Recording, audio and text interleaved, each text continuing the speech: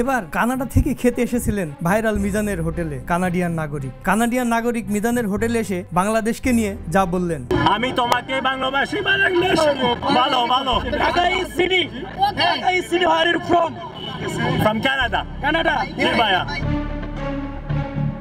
দিন দিন বেড়েই চলছে মিজানের হোটেলে খাবারের জনপ্রিয়তা। বিভিন্ন জেলা থেকে ঢাকার আগারগাঁয়ে আসছেন খাবার খেতে। আমি আসছি চট্টগ্রাম থেকে, মিজান ভাইয়ের সাথে একটু দেখা করে আসি এবং মিজান ভাইয়ের হোটেল থেকে দুপুরে লাঞ্চটা করব।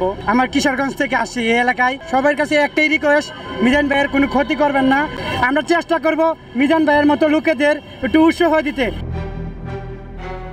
মিজানের হোটেলে এসে বই বিক্রেতা ভাইরাল টিপু সুলতান মিজানকে ভ্যান কিনতে 10,000 টাকা উপহার দিলেন। মিজানের হোটেলে আমি এসেছিলাম হলো আপনার যেদিন তার ভাঙচুর হয়, লুটপাট হয়, সেদিন এই 10,000 টাকা আমি মিজান ভাইকে দেওয়ার জন্য ওই দিনও রেডি ছিলাম, কিন্তু মিজান ভাই বললো না, আমি ঘরের মধ্যে টাকা নেবো না, আপনি দিলে ক্যামেরার সামনে দিয়ে।